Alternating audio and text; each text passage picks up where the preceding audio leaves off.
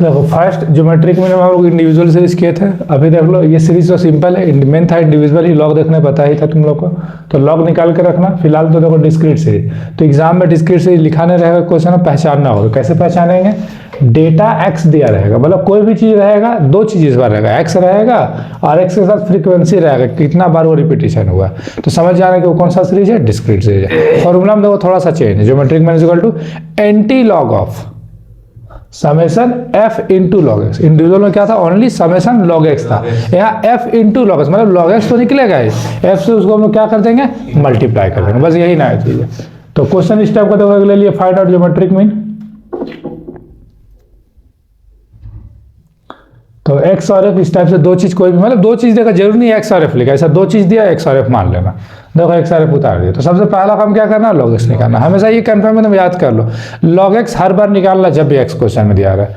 तो चलो 10 कितना है? 2 अंक, एफ का मत निकाल देना, एक्स का निकालता है। 2 अंक क्या हो जाएगा? 1 पॉइंट।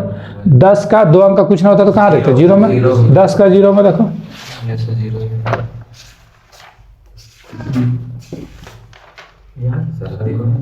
देखो 1.00 है ना। चलो फिर 20 2 अंक है, तो उसका भी क्या हो जाएगा? 1 पॉइंट।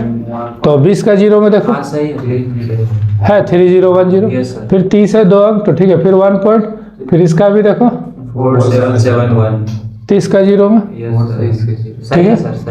फिर 40 2 अंक, तो फिर क्या हो गया? 1.6021, ठीक है। फिर 5 2 अंक, तो फिर इसका भी हो गया जीरो में 6990, ठीक है। तो सिंपल था, 2 अंक था तो 1.10 का जीरो में देखे, 2 अंक था तो फिर 1.20 का जीरो में देखे, 2 अंक था फिर 1.30 का जीरो में देखे, फिर 2 अंक 40 का जीरो में देखे, फिर 50 का जीरो में लिख दिए। अब यहाँ एक्स्ट्रा काम क्या करना? एफ से गुना करना। तो इसलिए जब डिस्क्रीट या कॉन्टिन्यूस सीरीज देगा ना, तो उसका लॉग टफ नहीं देगा, तो सिंपल लॉग रहेगा। हाँ इंडिविजुअल दे तो लॉग थोड़ा सा टफ हो सकता है, इसका लॉग सिंपल रहेगा, ठीक है। चलो अब एफ से गुना करते हैं, तो ये और ये कॉलम गुना होगा, ठीक है, कॉलम 2 कॉलम 3। तो पहला 1 से गुना करेंगे तो यही रहेगा, 3 से इसको गुना कर दो तो 0309.3।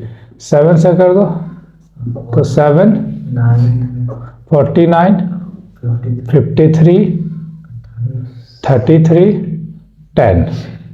4 से कर दो 4 8 0 4 6। फिर 1 से कर देंगे तो यही होगा।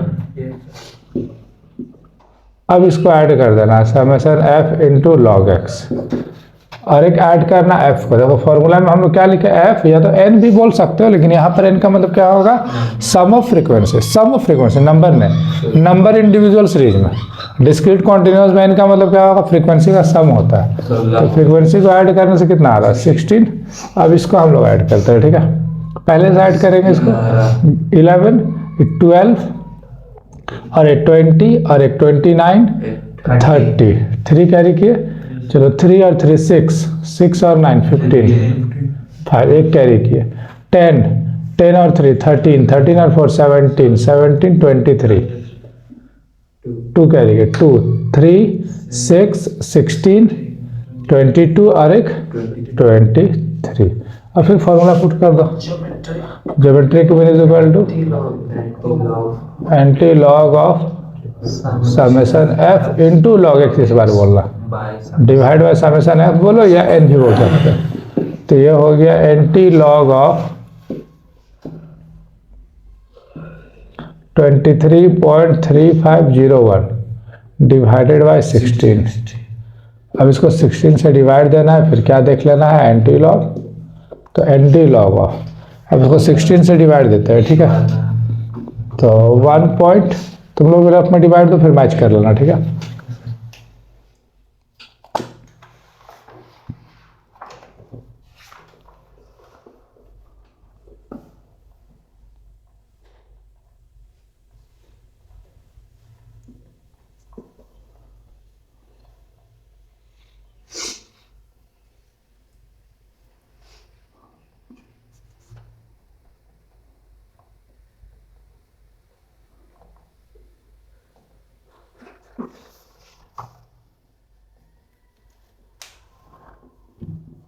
अप्रोक्सीमेटली आ रहा होगा ये 1.4594, ठीक है, अप्रोक्सीमेटली हाँ लास्ट में 3 आ रहा है, तो 3 के बाद फिर डिवाइड करेंगे तो हम लोग वो बढ़ जा रहा है एक डिजिट, ठीक है।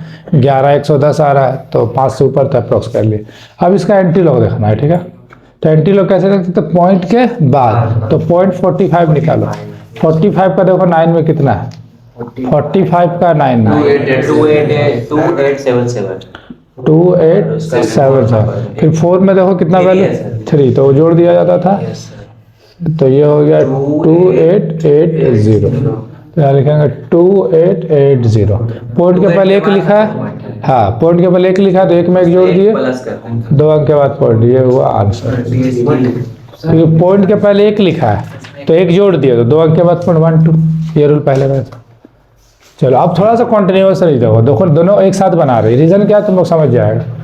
कॉन्टिन्यूस सीरीज क्वेश्चन कैसे पहचानेगा, क्लास रहेगा इसमें इस टाइप का, समझ जाना कॉन्टिन्यूस है। मतलब है तो 2 चीज़ यहाँ भी, बट यहाँ क्लास था वहाँ क्लास नहीं था।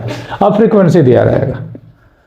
फॉर्मूला देखो सेम है, चेक करो फॉर्मूला, जो डिस्क्रीट में लिखे वही कॉन्टिन्यूस, यानी दोनों में फॉर्मूला सेम है, इसका मतलब बनेगा भी सेम।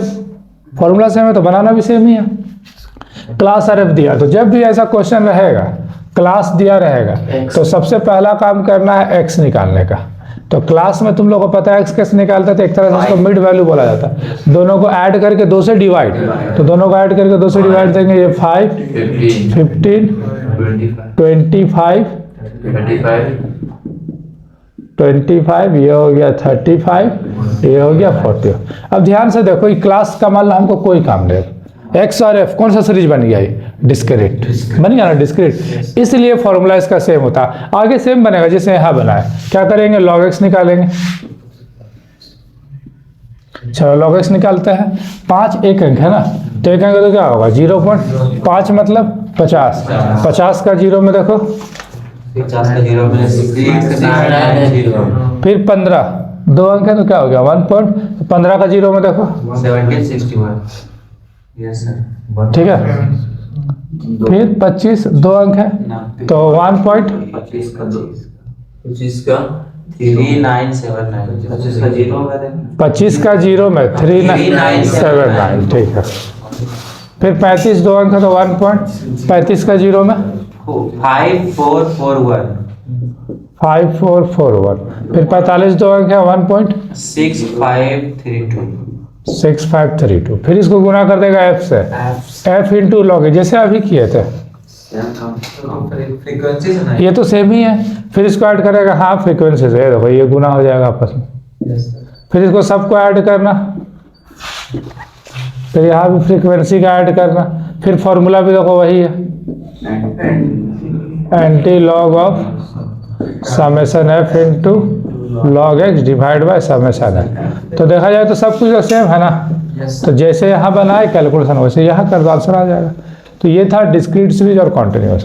तो ये वाला बना लेना, ये वाला होमवर्क में बस सेम करना है, गुना इसको करना, जोड़ना, फिर डिवाइड देके ऐसा एंटी लॉग देखना, ठीक है।